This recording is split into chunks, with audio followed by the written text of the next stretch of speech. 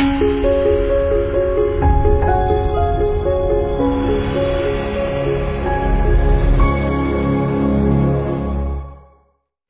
teman perjalanan spiritual gue yang gue sayang dan gue cintai.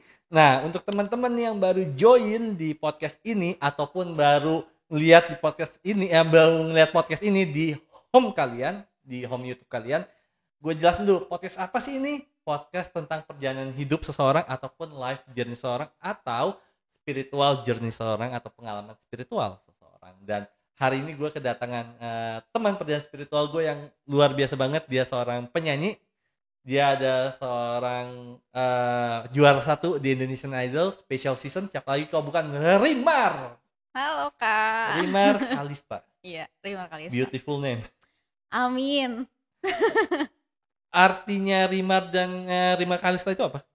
Sebenarnya Kalista sendiri tuh cantik sih sebenarnya artinya ya. Dari bahasa mana tuh? Gimana Mi? Dari bahasa apa? Mamanya boleh sini join untuk ngomong. Iya, kalau Rimarnya sih tuh ini sih kayak Apa? singkatan nama mami sama papi. Apa tuh? Tari M Arfan. What? Tari M Arfan. Jadi Rimar gitu. Tari M Arfan. Oh wow. Nice, itu unik sih. Itu keren banget. Dan kirain gua lu itu agama Kristen awalnya. Banyak, soalnya banyak banget yang ngira kayak gitu. Mungkin nggak tahu apakah mukaku terlihat seperti manis. Dari kulit dan sebenarnya, tapi lu eksotis juga lo kulitnya. Banyak yang bilang kayak Latin sih kalau Iya Latin, right, bener. Nah, mungkin awal-awal gue mau ngomong bahwa thanks for coming. Udah datang ke sini dan nggak macet ya tadi ya? Alhamdulillah nggak, lancar jaya. Rumah daerah masih? Aku di BSD Kak. BSD kesini ya lumayan ya? Kisaran ya 45-50 lah. Ya lumayan lah. Nah, mungkin gue penasaran banget tentang perjalanan lu pertama kali di Indonesian Idol gitu ya. Kita tahu bahwa lu sebelumnya ikut kompetisi banyak banget. Salah satunya di mana aja? Salah satunya dulu sempat The Voice juga. The Voice. Terus kalau sempat go internasional, right? Luar negeri pernah juga waktu itu di Vietnam ya. Di Vietnam Asian Be Our Soul Pop kalau nggak salah judul kompetisinya. Terus pernah juga sebenarnya kalau ajang yang di TV Indonesia sebenarnya banyak sih, cuman emang nggak sampai ke juri artis aja. Oke, wow. Nah, akhirnya dengan kegigihan lu, dengan usaha keras lu, akhirnya lu masuk ke Indonesian Idol yang di Mas Special Season. Nah, Special Season itu kan gue baru tahu nih karena gue nggak begitu ngikutin Indonesian Idol kan gitu. Jadinya gue baru tahu Special Season itu apa gitu.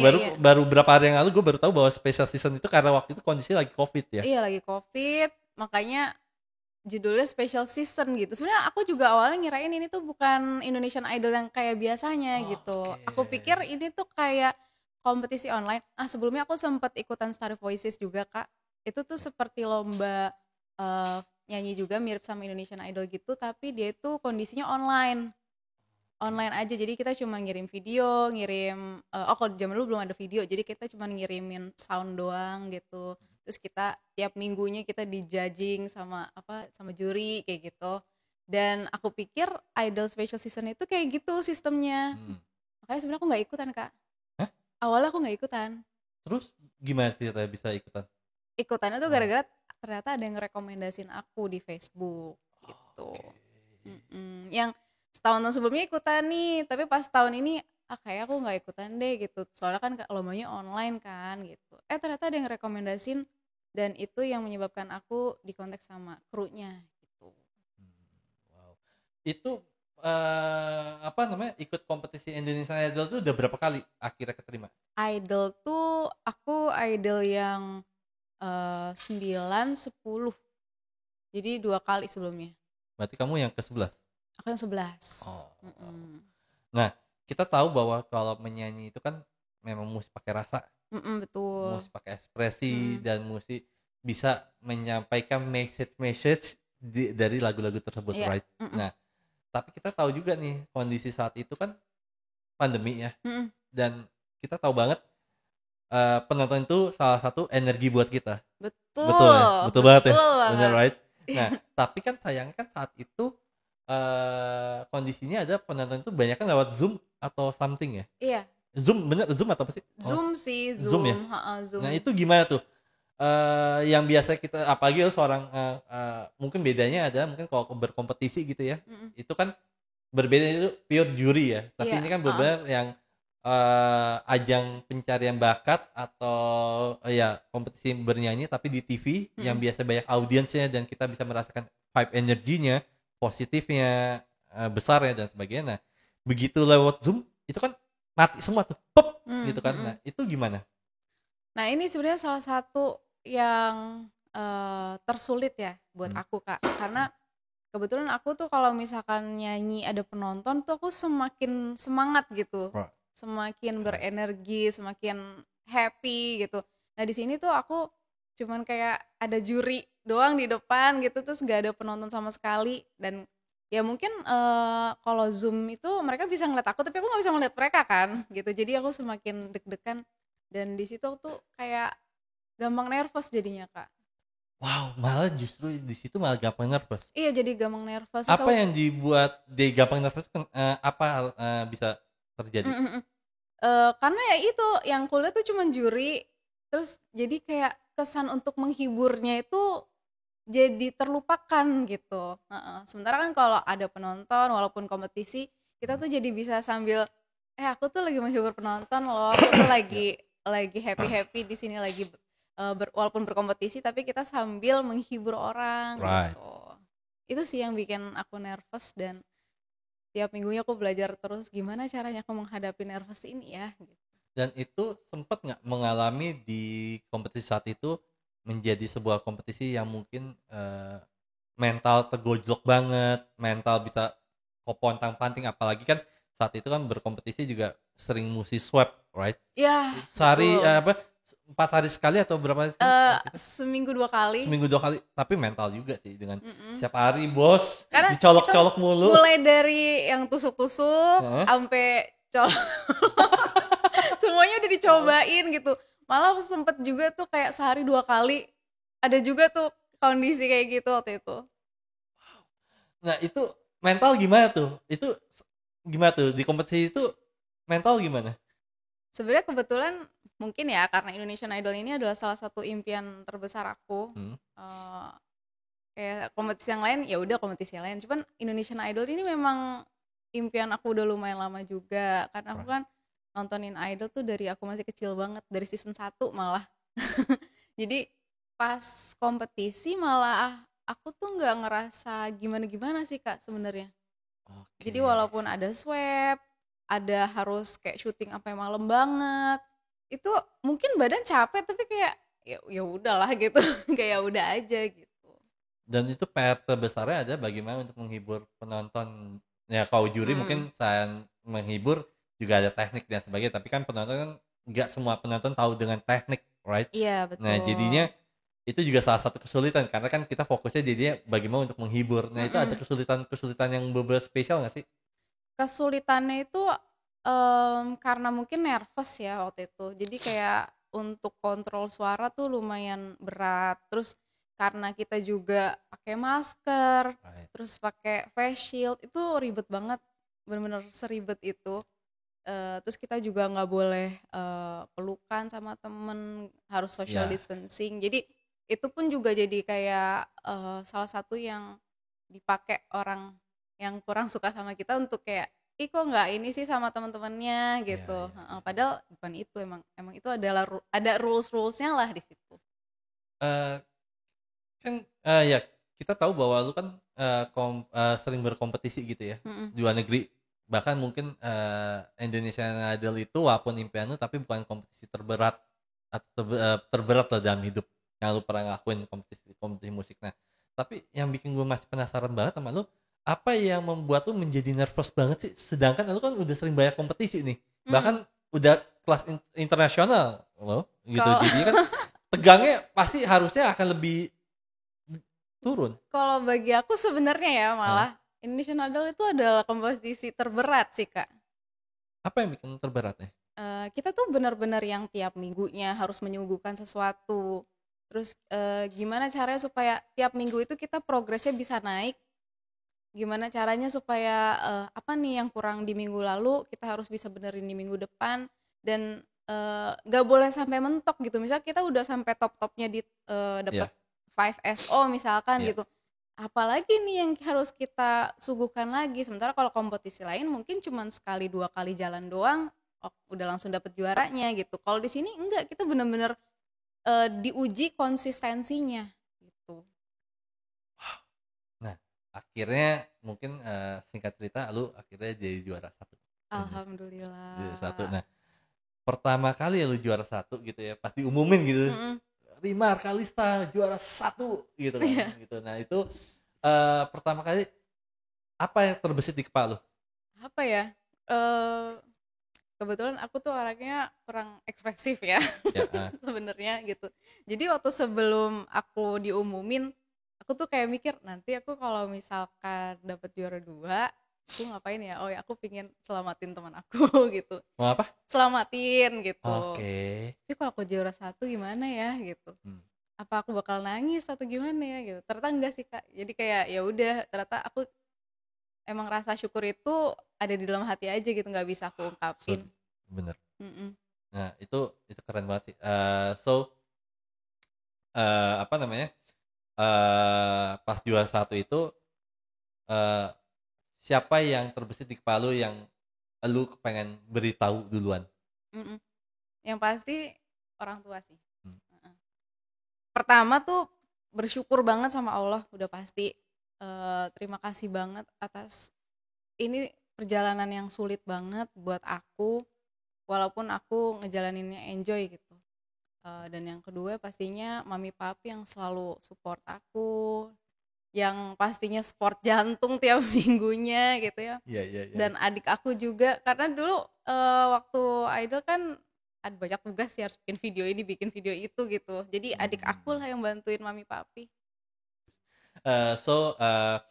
Ketika juara satu dan sebagainya, tapi kan pernah dengar gak sih kalau ada beberapa orang Mm-mm. mengatakan mungkin kalau kita ngomongin kompetisi di industri TV gitu ya, justru juara satu itu mempunyai kutukan, Oh, right? Pernah dengar gitu ya? Justru malah sering-sering. juara satu itu malah bukan suatu juara yang justru mungkin satu spesial besar Mm-mm. gitu, tapi justru juara-juara juara dua, juara tiga, juara empat malah yang lebih banyak berkembang gitu, banyak. Mm-mm. Makanya sering banget gue melihat itu juga di stand komedi, di dunia musik juga seperti juga di Indonesian Idol, yang banyak yang akhirnya juara-juara di bawah juara satu itu yang lebih berkembang dan Mm. sebagainya. Nah itu ada pemikiran-pemikiran itu nggak sih, kayak ini setelah gue keluar, pas pas sudah keluar nih juara satu nih, itu kan hidup dari awal lagi ya Iya, rasanya betul ya, betul. bener-bener yang Heeh, struggle-nya heeh. dengan drama-drama Benar kehidupannya, benar pasti itu benar. ini banget. Nah pernah kepikiran hal itu nggak sih? Kalau misalkan soal kutukan sih nggak pernah kepikiran, Eh, sebenarnya. Karena kalau yang aku perhatiin adalah, setiap orang pasti punya rezekinya masing-masing kan. right. Dan mungkin kenapa, yang juara sekian bisa lebih terkenal atau apa, atau karya lebih didengar, ya mungkin itu adalah salah satu bentuk usahanya orang itu gitu. Ya. Bentuk usaha dia dalam menciptakan suatu lagu gitu, yang mungkin, belum dipunya sama orang-orang yang lain yang belum belum sampai ke situlah gitu. Jadinya ya udah, pada saat itu aku cuma mikir nanti mau bikin lagu kayak gimana ya. Melanjutkan yang sebelum-sebelumnya, kan sebelumnya aku juga sempat punya single juga, Kak, Hmm. sebelum Indonesian Idol. Jadi ya udah, aku mau berkarya apa, terus aku harus gimana, karena yang pastinya pas kompetisi itu kita enak banget gitu. Di situ kita tuh dapet segala macam treatment gitu dari Indonesian Idol. Kita bisa punya kesempatan untuk manggung tiap minggu, kita bisa dapet vocal director, terus home band juga Mas Oni gitu, yang ya aransemen udah pasti keren-keren gitu. Jadinya ya pas kita keluar dari kompetisi, yang kita pikirin adalah kita mau bikin apa nih setelah ini. Terus kita harus punya tim produksi sendiri gitu. Itu sih semua hal yang aku pikirin pada saat itu. Nah itu kan mulai dari nol lagi ya gitu ya, Mulai dari nol, berdarah-darahnya mulai dari nol lagi. mulai Nah dari nol tapi lagi. membuat mengubah kepribadian lu sendiri nggak sih ketika lu juara satu gitu ya, dan kita tahu bahwa selama kompetisi itu berjalan itu kan exposure itu kan kalau ke apa ke peserta semua ya, salah satunya dari ke lu juga ya, orang mengenal lu lebih apa ya, mungkin lebih banyak dan sebagainya. Nah itu gimana tuh ketika akhirnya orang awal nggak kenal lu akhirnya mengenal lu sendiri, itu gimana? Sebenarnya nggak terlalu ada perubahan yang signifikan sih ya, sebenarnya gitu. Eh apa ya? Mungkin karena segmented juga sih Kak. Nggak semuanya tahu gitu. Mungkin kayak kalau idol lovers tahu gitu. Malah kita tuh di sini dituntut untuk lebih kreatif lagi gimana supaya orang lebih mengenal sisi kita gitu. Aslinya Rimar tuh kayak gimana sih gitu. Oke, tadi gue sempat kepikiran gue pengen ngundang mamanya Rimar gitu ya, tapi sekarang mamanya Rimar udah di sini. Gue yakin banget ketika adanya tante di sini, aku yakin banget adanya tante di sini bisa menginspirasi banyak orang dan mungkin bisa cerita banyak tentang Rimar itu sendiri kali tante ya. So, balik ke Rimar dulu. Tadi kan kita ngomongin tentang lu awal mulanya lu setelah dari mana namanya Indonesian Idol Iya. dan sebagainya. Nah, struggle apa sih Rim? Kalau boleh tahu Rim, yang orang mungkin banyak yang nggak tahu struggle apa sih gitu. Karena kan sorry, gua potong dulu. Karena kan kita tahu bahwa audience atau penonton itu kan taunya kita happy-happy aja kan, right? Nah, tapi justru sebenarnya malah tidak seperti itu juga gitu. Nah, itu struggle apa Rim? Struggle-nya tuh mungkin karena ini kan pertama kali kita dilepas gitu ya dari idol, Ya, kita nggak tahu apa-apa, kita harus cari tim produksi sendiri, makeup artis tuh makeup tuh harusnya gimana, terus styling harusnya gimana, itu aku benar-benar semuanya belajar dari nol sih Kak. Terus deh gitu mungkin dari yang awal aku dikata-katain orang, ih kok stylenya kayak mbok-mbok gitu ya. serius? Iya, yang kayak Kalian tuh matanya rusak ya. Katain orang bombo. dikatain stylenya, dikatain suaranya, dikatain semuanya. Apalagi abis dari idol kan mukanya lumayan ya Kak, tuh kayak kacau banget gitu. Masih lumayan kacau banget. Breakout. Oke. Sumpah parah banget gitu. Jadi kayak orang notice kayak, ih jerawatnya gede banget segala macam hal gitu. Jadi segala macam itu benar-benar kayak di watch banget. Jadi di situ aku kayak nggak menganggap itu hate sebenarnya. Aku lebih kayak aku perbaiki deh ini, aku perbaiki deh itu gitu. Karena kadang-kadang menurut aku nggak semua komen itu hate gitu. Mungkin mereka cuman terlintas yang di kepala mereka aja dan itu bisa aku pakai untuk memperbaiki apa yang bisa diperbaiki gitu. Ya. Sebenarnya ketika orang ngomong ke kita itu tergantung kita pemikirannya apa sih Iya, sebenarnya kan. betul. Yang dimana akhirnya kayak ya sebenarnya kalau kita perhatiin kita itu kesal itu bukan karena kita dengar omongan dia, tapi kita kesal sama diri kita sendiri loh Nah, sebenarnya. itu Kalau kita sering terjadi marah sih. justru sebenarnya kita itu marah sama diri kita tapi nggak marah sama orang itu kalau secara psikologis seperti itu. Benar. Karena aku pernah dengar juga Kak, gitu karena katanya ada yang bilang kalau misalkan sebenarnya yang bisa bikin kita sakit hati adalah diri kita sendiri. Right. Jadi orang mau ngomong apa kalau kita nggak sakit hati, kita nggak kenapa-napa ya nggak akan kenapa-napa gitu. Jadi dan apa yang mereka omongin itu bisa aja refleksi dari diri mereka sendiri, bukannya kita. Oke, Tante gimana Tante punya anak yang luar biasa Tante? Wah, alhamdulillah bersyukur banget. Dari kecil Rimar udah kelihatan bakatnya gitu. Jadi kita dari keluarga yang memang menyukai seni ya, terutama seni suara. Jadi ya udah saya support dari umur 3 tahun. Ini guru aku Kak. Wow. Itu pernah Mas Kiti kan berarti kan ikut kompetisi gitu-gitu juga ya Tante ya. Nah itu banyak Tante. Banyak. Saya selalu gitu. Ya maksudnya di sini ya di Indonesia ya.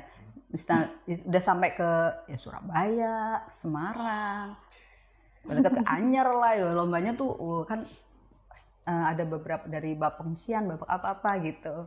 Jadi wakil dari sekolah sering banget. Berarti banyak bolos juga ya. Tapi dia anaknya rajin.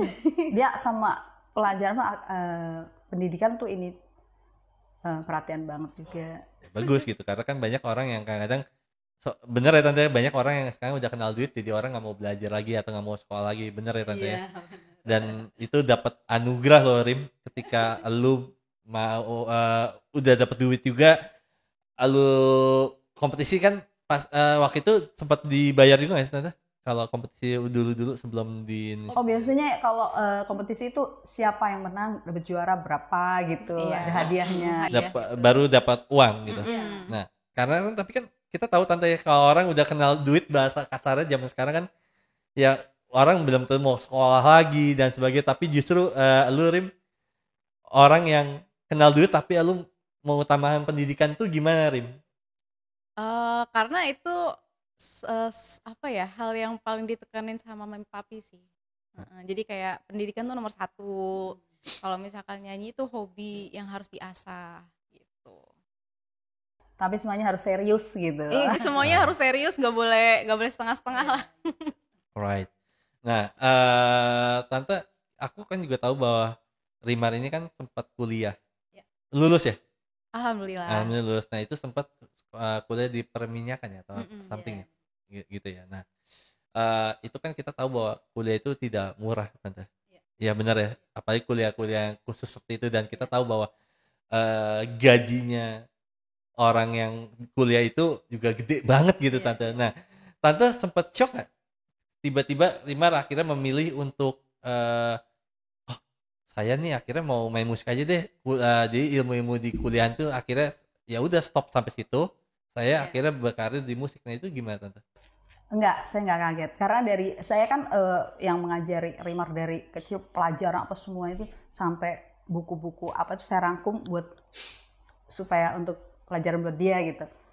Tapi dari kecil tuh saya tanya, Rimar kamu jadi apa? Cita-citanya jadi apa gitu ya? Penyanyi. Dari SD, SMP, SMA, kuliah tetap penyanyi. Gitu. Jadi akhirnya papinya juga bilang, ya udah kamu selesain kuliah kamu, dapetin S1, udah gitu kamu terserah mau jadi penyanyi atau kamu kerja, silahkan. Jadi kita memang memberikan kebebasan buat Rimar, karena kita juga lihat bakat dia tuh memang tajam banget di nyanyi begitu. Nah, tante, aku juga tahu bahwa gak semua orang tua mempunyai kebesaran hati untuk menerima anaknya mau jadi apa gitu. Banyakan kan apa yang dia lakukan anaknya juga harus lakukan juga, right? Nah, itu gimana tante untuk sebagai orang tua membesarkan hati untuk oke deh kalau anak saya ingin jadi ini, yaudah saya turutin aja, dengan kuliahnya juga yang tadi saya bilang sangat amat mahal, dan hasilnya pun juga kalau dia kerja di bidang itu pun juga gajinya kan gede banget tuh tante. Itu gimana tante bisa mendapatkan kebesaran hati itu? Ya udah, it's okay gitu. Nah, kalau saya punya prinsip gini, kan yang menjalani Rimar, semua tuh misalnya pahit atau senengnya itu semua Rimar. Nah jadi saya bilang sama Rimar, yang penting kamu fokus dan jangan cepat menyerah. Karena segala suatu pekerjaan apapun itu nggak, ya kalau misalnya langsung enak, langsung sukses, itu ya bonus. Tapi kebanyakan kita lihat orang sukses itu berawal dari bawah. Jadi pada saat jatuh, kamu jangan jangan langsung, udah deh gini, aduh nggak bisa. Nggak, ternyata dia juga emang nggak mau gitu. Saya di sini gitu. Rim, gue lihat lu deket banget sama nyokap lu ya? Iya, udah kayak teman ini. Hah? Udah kayak teman, kemana-mana berdua. Lagi temen berantem juga dong? Biasa kalau cewek sama cewek kan, anak cewek ini kan biasanya temen berantemnya sama itunya kan, sama ibunya biasanya. Gak berani aku, Kak. Oh, gak berani? Aku sungkem, Kak. Kalau tua dia. Rim, ini kan orang tua lu kan, maksudnya nyokap kan, mami kan tadi cerita bahwa sebegitu terbukanya dia terhadap dengan apa yang lu mau, dengan apa yang lu cintai gitu, passion dan sebagainya. Nah, lu sendiri gimana Rim? Nyikapin hal itu Rim? Itu kan, sorry ya, kita tahu nggak semua nggak semua anak mendapatkan orang tua yang seperti ini gitu. Itu gimana Rim? Ya bersyukur banget sih Kak, bisa mendapatkan orang tua yang selalu support gitu. Tapi di sisi lain pun juga memang sampai saat ini hidup aku memang didedikasikan buat mami papi sebenarnya. Jadi ya udah, apapun yang aku hasilkan itu pasti juga karena support dari mami, dan itulah yang pengen aku suguhkan buat mami papi. Jadi penasaran Rim, dengan tadi lu bilang mendedikasikan hidup lu untuk mami papi gitu ya.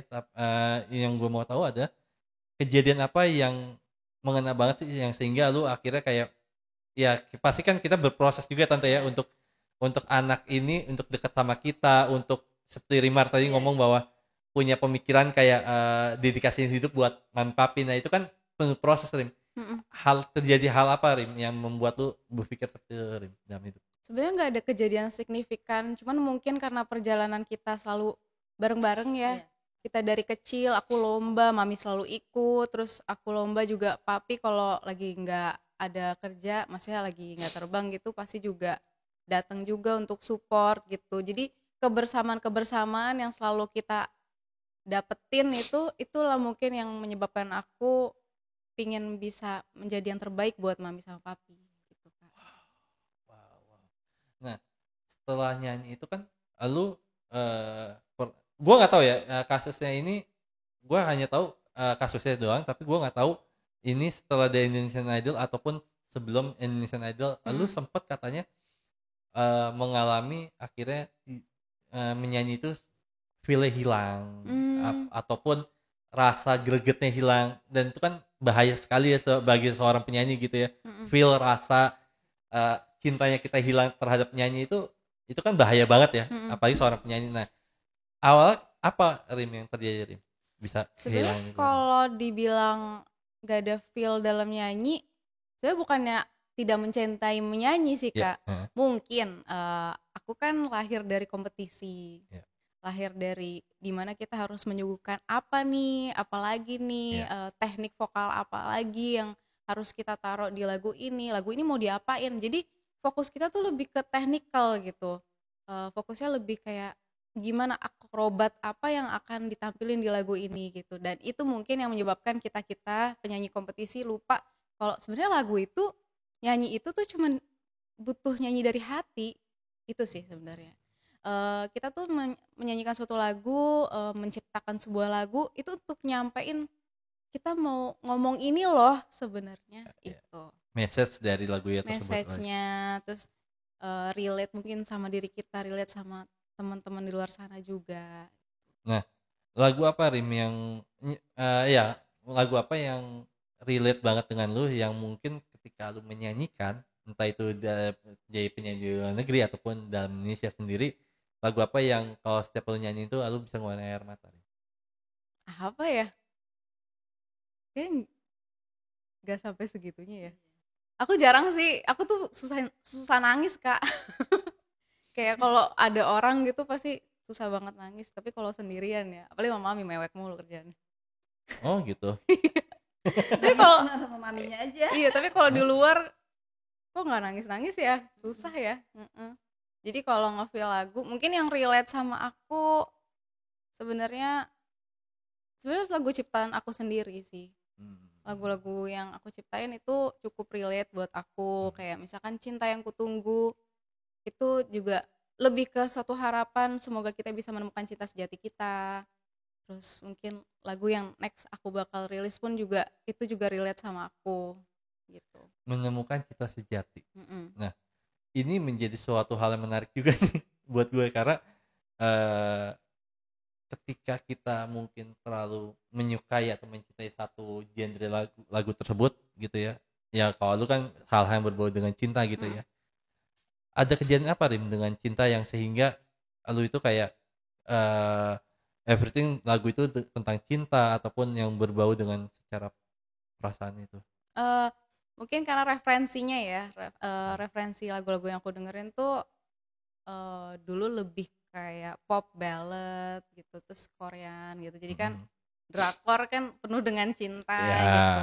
Dan di sisi lain juga melihat apa yang terjadi di kehidupan ini, sering banget orang tuh tidak menemukan cinta yang untuk dirinya gitu. Mungkin ketemunya sama orang yang udah punya pasangan, bisa juga gitu.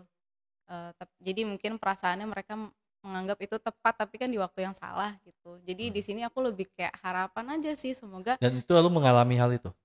Sorry. Gimana ya? Enggak sih. Kayak apa ya, Mi? Kok lihat-lihat sama mamanya sih kayak konten-konten gue salah ngomong nggak coy gitu. Enggak sih. Nah aja Rim, kalau lu nggak setuju dengan ini nantinya bisa dipotong kok, dia ngomong-ngomong aja. Iya. Enggak sih, kalau ngalamin sendiri tentang cinta memang belum pernah juga gitu. Jadi lebih kayak melihat yang terjadi di kehidupan aja gitu. Tante gimana tante? Anaknya tante? Hah? Tentang kayaknya cinta itu spesial banget dengan buat dia itu gimana tante menurut tante? Udah diizinin pacaran belum tante? Oh boleh, kalau pacaran sih boleh. Oh, Cuma boleh. dia ini dia yang dia tuh suka nggak tahu kalau orang suka sama dia. Karena dia tuh melihat orang pokoknya baik-baik gitu ya. Dia kayak nggak tahu. Kalau saya bilang Kak kayaknya itu yang gini. Oh enggak, biasa aja. Gitu dia kurang tahu orang suka sama dia gitu. Tapi udah terbukti belum tante? Omongan tante itu, oh bener nih orang suka sama Rimar. Iya ada. Enggak lah. Ditembak? Akhirnya. Enggak terus cuma dia tuh Oh, udah kelihatan tuh salah-salahan. enggak. Awas lu salah ngomong. Enggak lah, Mami. Ini aja kalau Mami kan sensingnya tuh kuat gitu. Kalau aku kan orangnya emang nggak peka gitu kan. Jadi ya mungkin jadi teman-teman aku pun yang misalkan mungkin tertarik atau apa juga jadi vibesnya temen banget gitu Kak. Gue jadi penasaran deh. Apa tuh? Dengan tadi kita ngomongin tentang karya lu, dengan mungkin perjalanan berkarir lu gitu ya. Rimar kecil itu seperti apa sih?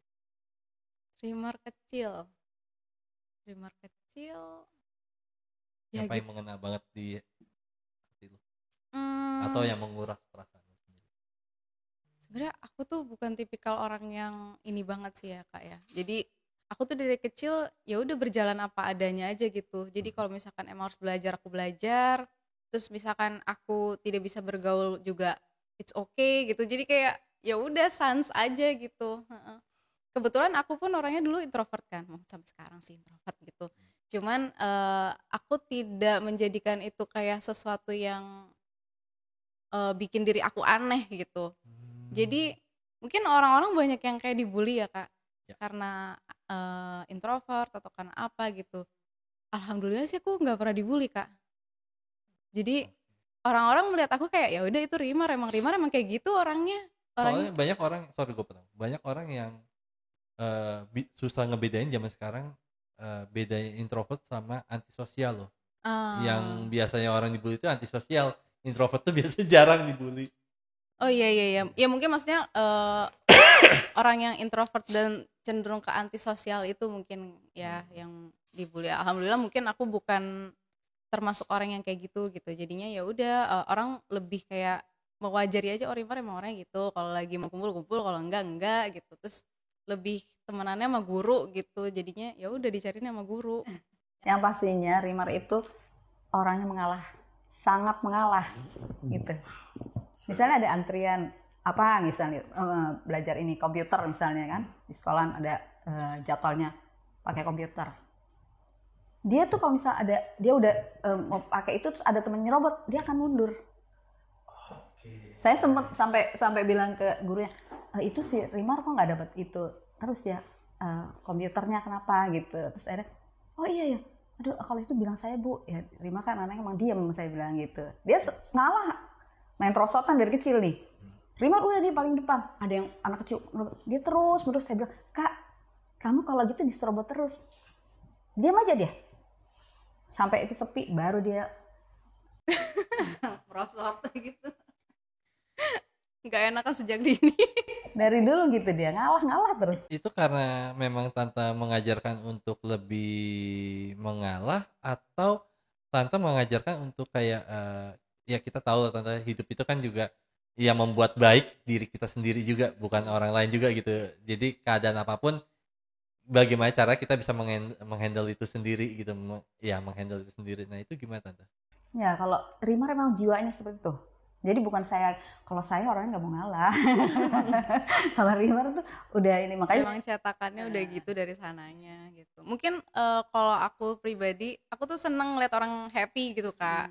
Oke. Jadi kayak aku ntar belakangan aja, karena aku kan gak merasa itu sesuatu hal yang penting banget buat aku. Jadi kayak ya udah, misalkan soal prosotan ya, mungkin aku ngeliatnya orang itu kepingin banget main prosotan, ya udah main aja dulu. Ntar juga aku juga nanti bisa kok gitu. Wow. dewasa dari kecil udah gitu dia pikirannya.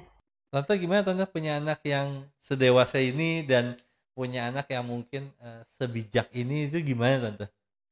Ya alhamdulillah senang banget ya. Tapi ada juga hal-hal yang kadang-kadang kita gemes aja. Kok misalnya orang udah begini-begini, dia biarin aja. Kadang sih ini gini-gini, gak apa-apa lah nih, biarin aja. Gitu. Jadi kita yang gatel untuk marah ya Tante ya, bukan? Jadi kita yang gatel untuk marah gitu jadi. Iya lagi. Jadi maminya yang kelihatannya gimana? Ya karena kan kadang-kadang kita kasihan juga ya anak kita. Kita tahu banget anak kita suka ngalah, nggak pernah mau apalah gitu. Pokoknya dia udah sesuai rule-nya gimana ya gitu. Tapi kan ada orang-orang lain yang kadang-kadang gimana ya. Jadi akhirnya saya deh turun tangan. Iya, soalnya aku orangnya tuh nggak suka ribut Kak. Jadi kayak kalau misalkan memang masalah itu bisa dihindari, lebih baik dihindari gitu. Kalau misalkan nggak harus ribut, ya mending nggak usah ribut gitu, biar aja. Mungkin dia jahat, ya udahlah, dia jahat, dia dapat Nice. karmanya sendiri. Aku nggak mau kayak gitu, aku nggak mau membalas. Jadi kayak ya udah, dia itu pilihan dia, pilihan aku kayak gini. Dan dianya bisa marah sama saya kalau misalnya saya bilang gini kan akhirnya saya tahu kenapa dia nggak mau. Mami nanti gara-gara orang itu mami dosa karena mami marah. Oh akhirnya saya tahu, oh dia sama saya selalu kalau saya bilang begini nggak bisa begitu gitu. Terus dia bilang jangan, kalau kita ikutin dia biarin aja dia yang dosa, mami jangan gitu. Oh ya udah, akhirnya saya ngerti cara berpikir dia seperti apa gitu. Kejadian apa Tante? Rimar kecil itu Tante mendapat kejadian apa yang mengena banget di hati Tante? Yang sehubungan dengan tadi. Ya mau yang tadi atau yang mungkin yang lain gitu. Oh ada juga, dia tuh orangnya nggak pernah minta, nggak pernah. Kalau banyak kan cewek kan konsumtif gini, dia nggak gitu. Tapi dia suka nulis di diary gitu. Jadi kalau saya baca diary dia, padahal dia emang cuma suka nulis aja, bukan ada maksud pengen banget gitu. Jadi saya nangis. Iya, terus aku nggak Tulisannya apa nulis sih Tante? lagi. Yang Tante baca waktu itu tulisannya apa? Dia tulis gini, masih kecil ya. Aku suka sekali leontin berwarna ungu, katanya gitu. Ya mungkin dia baca dia apa gitu, dia nulis. Dia suka nulis gitu. Iya, padahal cuman ya seneng aja bikin tulisan-tulisan. Cuman mungkin mami ngiranya kayak aku nggak dibeliin barang itu. Kurang perhatian gitu ya.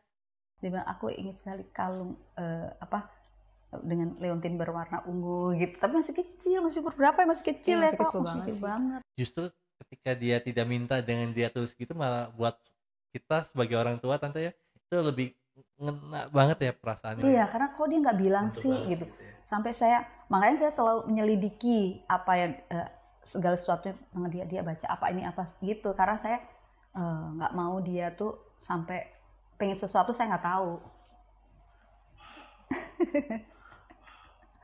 Sampai detik ini Tante? Rimar? Seperti itu. Ya Rimar tetap ada yang kayak gitunya ya. Cuma kan dari dulu saya mencari cara gimana supaya Rimar nih, saya bisa tahu anak-anak saya ini apa. Jadi saya nggak mau sampai anak saya pengen begini atau apa gitu. Saya nggak ngerti.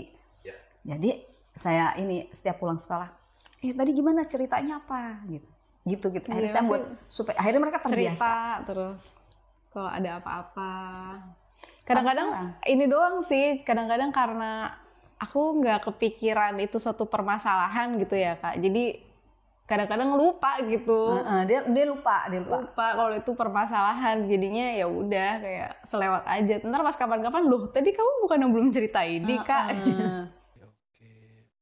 Wah, punya perjalanan mas kecil yang menarik juga gitu ya. Gitu lah. Wow. Dan kayaknya lu itu Rim, gue lihat orang yang kayak bagaimana keadaan apapun gitu ya, mesti berpikir kayak semua baik-baik aja dan sebagainya gitu ya. Kadang-kadang aku mikirnya di luar sana banyak yang kesulitan gitu ya Kak gitu. Maksudnya harusnya aku tuh jangan terlalu terfokus dengan hal-hal yang bikin aku sedih gitu. Sementara di luar sana orang tiap harinya berjuang untuk makan. Aku alhamdulillah rezekinya ada gitu. Kenapa untuk hal-hal yang karena melihat orang di atas menyebabkan aku jadi sedih gitu, atau enggak melihat orang-orang yang menghujat menjadi aku sedih gitu. Nah itu sih yang aku terus pelajari sampai sekarang. Wow. Ya tapi maksudnya nggak salah papi ini ya tante, bapaknya Rimar itu apa ya, kapten ya? Iya, penerbang. Kapten apa tante? Penerbang. Hah? Penerbang. Kapal terbang apa tante? Sekarang di Lion Group. Oh, Lion Group. Oh. Udah kemana-mana, dulu di Garuda, Iya, pernah di sempat ke luar. luar negeri juga, ke Afrika, ke India. Jadi sering keluar negeri juga ya Rimar sama tante? Ya kalau kita jalan-jalan aja, bukannya kalau papinya terbang kerja di luar ya udah kita di sini. Oke. Kalau emang waktunya liburan baru jalan-jalan. Dan itu yang mungkin membuat Rimar sendiri, lu sendiri yang mungkin lebih dekat sama nyokap. Biasanya kan anak perempuan dekat sama bapak, ayah ya, tante ya. Tapi justru ya tapi betul tante, tapi aku malah ngerasa Rimar tuh deket banget sama tante gitu. Kayaknya istilahnya kalau misal jiwa orang nih kepisah, D1 kepisah itu kayak tante sama Rimar gitu aku liatnya. Oh iya Kak. Iya, justru kayak bener-bener yang soulmate banget gitu. Tapi sebenarnya nggak kuat tuh saya. Kalau Rimar itu kayak waktu Idol. Duh saya kangen, saya nungguin hari Sabtu. Pokoknya ada hari-hari yang saya tunggu gitu. Bisa ketemu dia walaupun cuma sebentar ngeliat gini gitu ya. Kalau dia tenang aja dia tuh mungkin orangnya tuh nggak ekspresif ya. Apa seneng dia nggak bakal orang yes nggak gitu. Kalau sedih nangis nggak gitu, dia tenang aja gitu. Jadi kalau misalnya aduh mami nangis, ih mami kenapa, dia yang peluk saya gitu. Emang orangnya memang nggak kelihatan, nggak pernah memperlihatkan dia saking senengnya atau saking susahnya, nggak pernah ngeliatin. Wow. Ini banget ya maksudnya. Lu sih kocak sih, lu orang yang cuek banget gitu ya. Iya emang kayak gitu. Nah, ketika dia cuek banget, kita malah lebih khawatir ya tante ya. Kayak sebenarnya ada apa sih nih anak gitu, karena kan mungkin dia nggak cerita apapun juga gitu. Iya. Ya, makanya saya selalu korek. Iya emang nih tukang ngorek nih. Orang nggak kenapa-napa juga. Mukanya gini dikit, kamu kenapa? Enggak, aku nggak Terus aku apa-apa. bilang gini, Mi kan emang muka aku gini, Mi. Nah, muka aku kan emang gini, Mi datar. Oh ya udah. Gitu. Lagi mode rumah gitu. Tapi percuma lu bohongin orang, nutupin orang tua lu udah punya feeling lebih kuat daripada itu semua, bener tante ya. Tapi ada nggak kejadian tante yang akhirnya kayak sebenarnya ini anak nggak mau ngomong gitu, akhirnya kebongkar juga gitu, kejadian apa nggak tante? Enggak. Pasti tante dia cerita atau memang tante yang ngebongkar sendiri? Karena saya orangnya tuh mau tahu. Mau tahu. Kenapa mukanya gini gitu. Kamu kenapa? Enggak apa-apa. Oh, gitu jadi. Tapi kalau misalnya ini kamu misal bertemu sama siapa, saya juga pelajarin. Ini gimana gini. Oh iya, jadi saya tahu oh aman gitu. Dia pergaulannya aman sama ini gitu. Jadi apa ya? Nggak ada sih sesuatu yang saya sampai nggak tahu dia kenapa-napa. Nggak. Wow, itu sih menarik banget. Wah, ini perjalanannya luar biasa banget ya. Ya kita kemana-mana bareng, sampai ke Rusia juga berdua doang. Rusia ngapain? Yang aku sempat waktu itu ada diundang sama penyanyi Kazakhstan di Rusia. Itu kita benar cuma berdua doang. Itu kita belum profesional ya di bidangnya. Kita belum tahu kalau harus pakai ear monitor, gak tahu kalau harus pakai soundman, gak tahu apa-apa. Baju bikin sendiri, nyari referensi sendiri waktu itu untuk gimana nih supaya kita bisa representasiin Indonesia gitu. Waktu itu. Terus ya udah kita berdua doang Kak ke Rusia. Kucuk-kucuk sampai sana, terus orangnya gede-gede banget ya. Dengan kapasitas itu 13.000 penonton, dan penontonnya tuh orang luar semua, dari ya mana-mana aja deh di situ. Terus Rimar nyanyi tanpa ear monitor, tanpa GR. Bisa kebayang gak sih? Kita deg-degan banget sih. Tapi Mungkin excited. tanpa GR oke gitu, tapi tanpa monitor itu kan lebih bermasalah ya. Kalau GR kan kita ya, kalau seorang kompetisi ya gitu, Soalnya aku juga ini tante dulu sempat jadi atlet ice skating. Oh. Jadinya cuman ya walaupun nggak gimana banget, begitu berdiri feel-nya langsung dapet. Nah, lu juga gitu nggak sih, Rim? Feel-nya langsung dapet nggak sih ketika panggung gitu maksudnya? Iya, langsung ngecun sih waktu itu. Jadi kebetulan aku waktu itu duet ya sama Kak Dimas Kudebergiannya. Dan dia juga ngerangkul gitu pas lagi di atas panggung gitu. Cuman maksudnya aku itu lumayan kaget ya, karena pas pertama kali suaraku masuk ke mic terus sengawang ini suaranya gitu. Jadi kayak rada-rada ngeri, fals gak ya? Fals gak ya? Dan orang itu yang itu pemain musiknya segala, mereka nggak nyangka suara Dimas seperti itu. Jadi mereka pikir suaranya yang biasa-biasa gitu. Dia nggak tahu dia punya power. Jadi begitu nyanyi, salahnya nggak ada GR. Jadi nggak ada.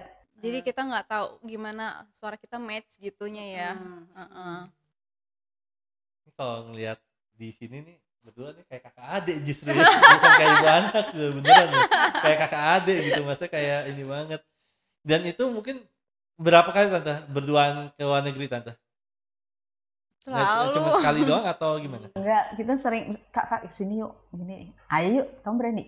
Saya berani karena dia kan bisa ngelihat map ke sana kemari gitu ya. Kalau saya kan nggak ngerti gitu. Tapi yang berkompetisi luar negeri berdua berapa kali?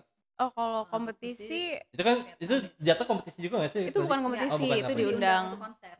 Diundang konser, tapi ada konser yang lain nggak yang diundang juga tapi berduaan juga? Atau itu doang? Itu doang sih kalau yang berdua. Kalau yang lomba Vietnam itu sempat ditemenin sama Om juga. Tapi itu momen yang paling ngebekas banget tante ya. Yang berduaan paling, sama yang anak, itu yang Rusia itu nggak tahu apa-apa, nggak kenal siapa-siapa. Itu adventure banget rasanya, petualangan banget nggak sih itu tante? yang paling ini sih, paling ikonik banget ya Mi selama kita perjalanan ini. Momen apa Rim yang paling mengena di saat itu Rim yang diundang itu? Cerita yang mana ya Mi? Ya momennya sih paling ini aja sih Kak, aku kan ngefans banget ya sama penyanyi itu. Terus udah gitu kayak dapat kesempatan untuk bisa ketemu, bisa kayak kolaborasi walaupun itu satu lagu, dan itu lumayan apa ya, aku tuh nggak tahu loh Kak mau nyanyi lagu apa waktu itu. Jadi dia tuh cuman ngontek aja di DM, mau nyanyi apa, mau ngajak aku nyanyi di Saint Petersburg, tapi aku pun nggak tahu dia maunya aku nyanyi lagu apa. Aku sih ajuin ya lagu ini, tapi akhirnya sampai hampir H-1 aja juga belum tahu tuh mau nyanyiin lagu apa gitu. Untungnya aku bisa lagu-lagunya dia, jadi ternyata aku diajak duet lagunya dia yang lagu Kazakhstan, judulnya Om Otomasken. Ini yang dinamakan orang yang paling berjasa ya orang tua ya. Iya pasti. Gue ngeliat hal ini di lu sih. Pasti. Nah itu sih ini luar biasa banget obrolan, dan baru pertama kali gue nih podcast sama dua orang sekaligus, baru pertama kali begini, baru pertama kali. Dan ini banget juga, soalnya dari tadi saya nggak tahu tante, ketika tante duduk sana dan saya ngobrol sama Rimar gitu, saya ngeliat tante ngeliat Rimar, saya kok ngerasa kayak ada panggilan untuk, dalam hati kecil saya Tuhan ngomong kayak gini, panggil ibunya Rimar tuh kayak dia punya sesuatu hal yang menarik, dia punya apa ya, bisa menginspirasi banyak orang gitu mas. Makanya tante ada di sini.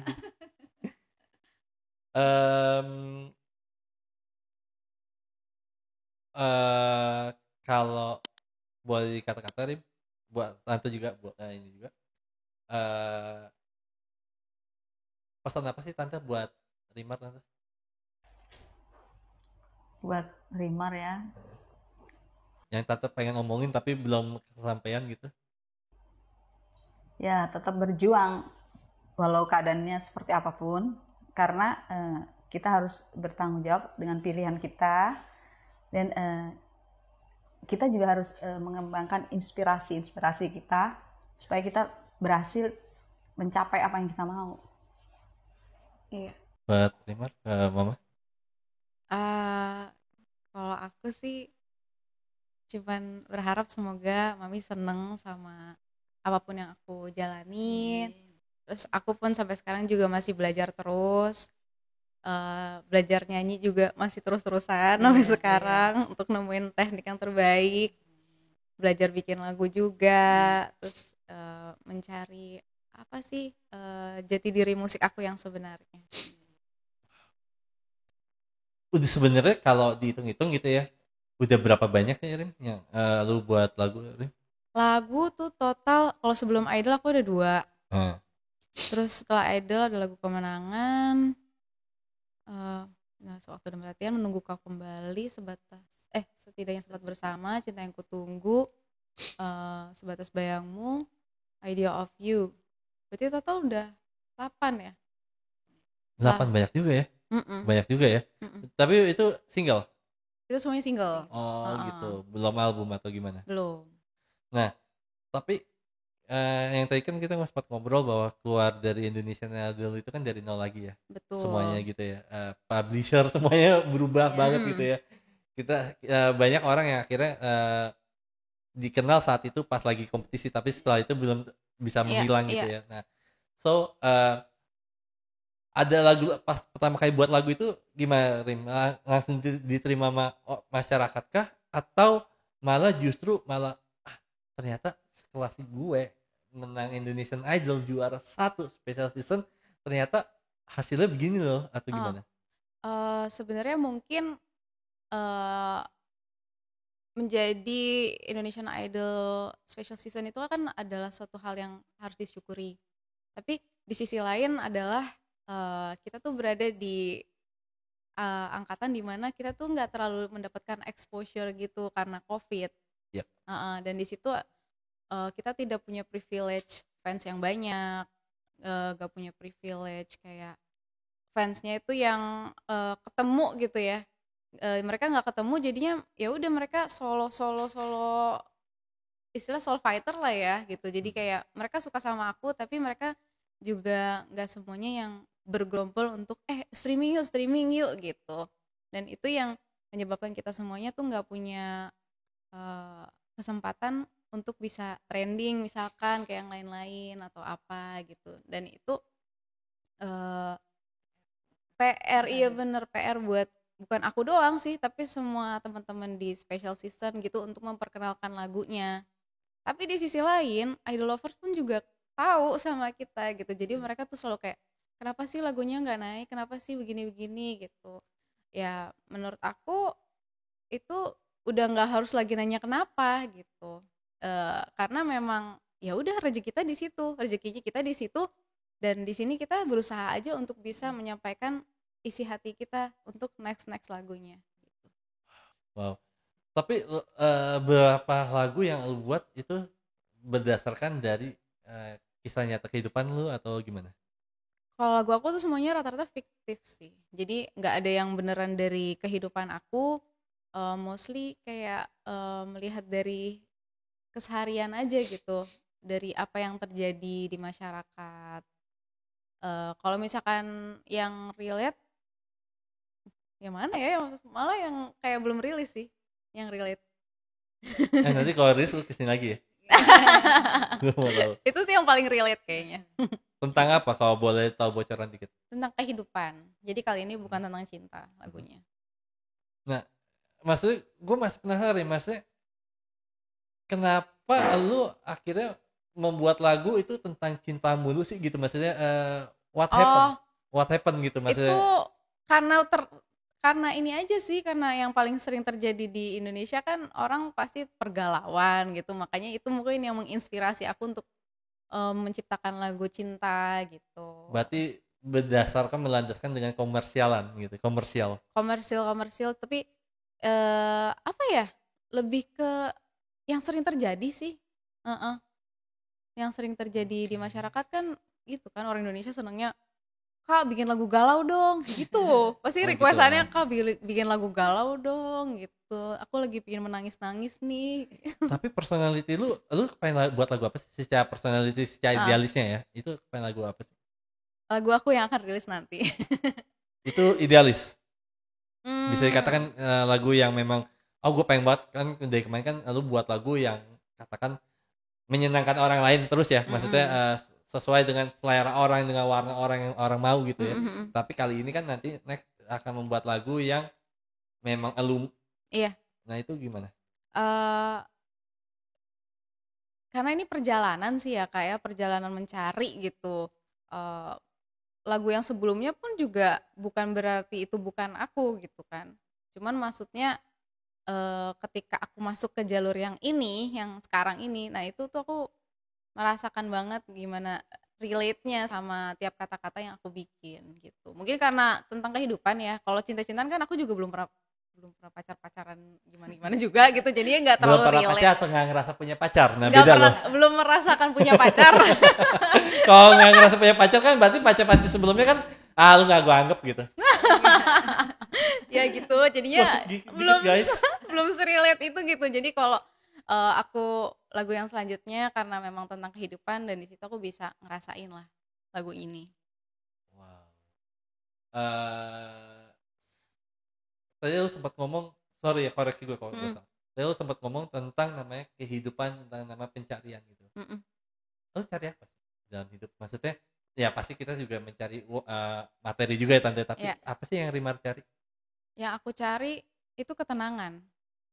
Ketenangan, kedamaian, kebahagiaan. Itu sih yang aku terus cari gitu. Dan ternyata kebahagiaan itu bisa datang di hal-hal yang sederhana gitu. Kayak sekedar aku masak telur dadar aja ternyata happy ya bikin telur dadar gitu, terus nyobain rasanya enak ternyata happy ya gitu. Kenapa kita terlalu fokus sama kesulitan-kesulitan sementara yang sederhana-sederhana kayak gini tuh ternyata bikin happy gitu. Emang awalnya lu berpikir kebahagiaan tuh seperti apa, Rim? Sehingga lu akhirnya menyadari bahwa ternyata gue masak telur aja gue bisa bahagia gitu ya. Nah tapi awalnya lu mikir kebahagiaan itu seperti apa, Rim? Mikir kebahagiaan itu segala macam achievement gitu. Pencapaian, juara, lagunya didengar atau segala macam hal gitu. Bisa tampil di sini, tampil di situ. Aku pikir itu kebahagiaannya di situ gitu. Tapi ternyata kebahagiaan itu nggak cuman itu. Kebahagiaan tuh bisa datang di kehidupan sehari-hari kita. Berarti lu sempet ada fase mengalami kekosongan dalam diri yang hening banget atau gelap banget gitu ya. Sehingga lu kayak apa yang gue lakukan sebenarnya bahagia gak sih buat gue? Ataupun kayak kok apa yang gue lakukan malah jadi nggak bahagia ya? Lu berarti pernah ngalamin itu? Banyak sih hal-hal kayak gitu yang aku dulu mikirnya kalau aku bisa mendapatkan itu aku bakal happy gitu. Tapi ternyata pas aku mendapatkan itu ternyata kayak gini aja ya ternyata ya. Ternyata kalau aku nggak menikmati ya udah akan jadi hal selewat aja gitu. Dan kenapa Tuhan atau Allah, kenapa Allah mengizinkan perasaan itu terjadi dalam hidup lo gitu? Itu kenapa gitu? Tadi lo sempat ngomong kan hilang perasaan ini semua bergelap gitu ya rasanya. Kayak bahkan mungkin kenapa Tuhan mengizinkan hal itu gitu maksudnya? Mungkin untuk supaya aku bisa menemukan kebahagiaan yang sebenarnya gitu. Aku bisa lebih bersyukur lagi atas apa yang aku punya. Itu sih. Aku sempat sampai di fase yang kayak kesukaan-kesukaan aku tuh kayak aku biasa aja gitu.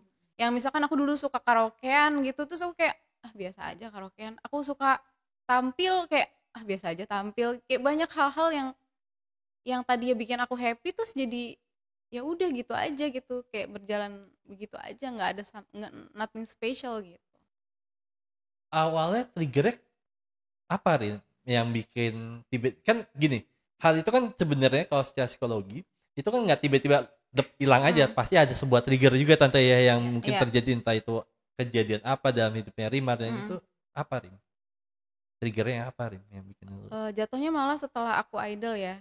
Jadi di situ kan banyak tuntutan, aku harus ini, aku harus itu, aku harus mencapai ini, mencapai itu, tapi ya memang rezekinya belum ada kan, belum sampai ke situ juga, terus banyak masalah juga, masalah komunikasi antar fans misalkan kayak gitu-gitu, terus komunikasi sama pekerjaan segala macamnya gitu. Akhirnya sampai kok capek banget ya, kayak overwhelm apa ya bahasanya, kayak semuanya tuh penuh gitu. Terus jadi kalau ketika kita mendapatkan momen tampil atau momen apa gitu tuh kayak ya udah gitu, kayak nggak happy lagi gitu pada saat itu. Padahal kalau kita ingat-ingat lagi, dulu kan ini yang aku mau gitu. Tapi pas sampai situ kok ya udah gini aja ya ternyata gitu.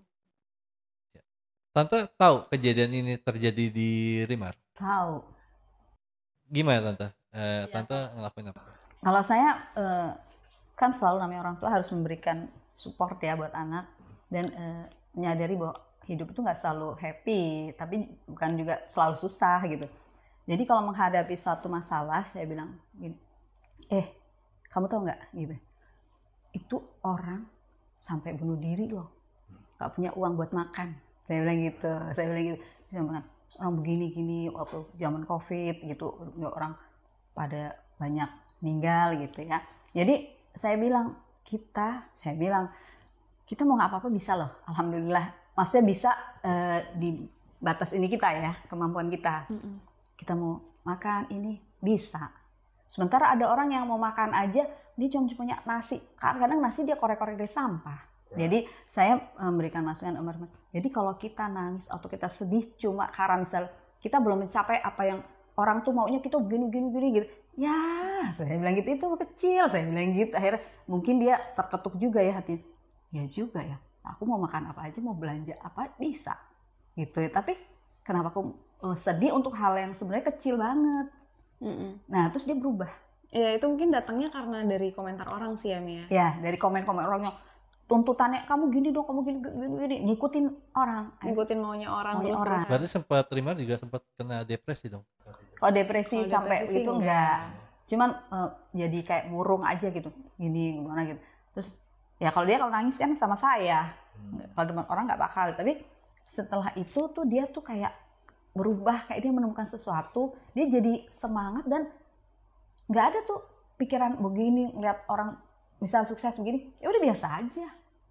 Pokoknya dia melakukan apa yang membuat dia senang. Saya bilang gini, kamu nggak boleh menyalahkan diri kamu ya. Itu salah satu hal yang sering aku lakuin dulu. Dia sering banget kayak nyalahin diri sendiri. Apa yang membuat lu ngerasa kayak, oh diri gue salah? Di banyak hal sih, misalkan ada suatu kesempatan yang aku lewati gitu, terus jadinya ujung-ujung ngomong, coba kalau dulu aku begini, coba kalau aku dulu begitu gitu. Padahal kan kalau dalam agama pun juga nggak boleh ya ngomong seandainya gitu untuk hal yang sudah lewat gitu kan. Jadi ya udah, dulu sempet sih Kak di fase-fase itu dimana aku nyalahin, kalau aku begini mungkin aku akan begitu, kalau aku begini aku bakal begitu gitu. Emang kejadian apa Rim yang lu lewatin yang sehingga lu bisa ngerasa kayak menyesal banget Rim? Ya di banyak hal sih, misalkan di lagu, coba kalau misalkan aku ngerilisnya lagu yang mana, coba kalau aku ngerilisnya lagu yang itu, coba kalau aku orangnya tuh bisa lebih bergaul jadi aku bisa kenal sama orang itu, kayak gitu sih. Jadi banyak nyalahin personality diri sendiri gitu, kayak aku nyalahin diri aku yang gak bisa komunikasi dengan baik, nyalahin diri sendiri yang terlalu introvert, orang jadi kayak kurang attract gitu untuk berkomunikasi, untuk bekerja sama dan yang lain-lainnya. Saya sedih juga waktu kamu bilang, nggak boleh itu menyalahkan diri sendiri. Kamu kan ada yang menciptakan. Nah, diri kamu ini bukan kamu seenaknya aja menghujat diri kamu, nggak bisa. Orang lain aja kita nggak boleh hujat, apalagi diri kita sendiri. Diri kita ini bukan punya kita, pencipta yang punya kita gitu. Jadi nggak boleh gitu, kamu harus istilahnya atobatan nasuha lah ya, harus ya sadar, cepet-cepet sadar, nggak boleh kayak gitu, dan banyak ini beribadah, saya bilang gitu ya. Udah terus dia mulai gitu, dia akhirnya nemuin, masak, nge-gym, terus bikin lagu, jadi akhirnya dia kayaknya hidupnya tuh semuanya kayaknya dia happy, nggak ada lagi tuh nangis, udah nggak ada nangis gitu. Tapi emang bener-bener kayak tiap hari nangis tiap gitu hari. Ya. Terus sekarang jadi kayak iya ya udah nggak nangis lagi ya. Wow.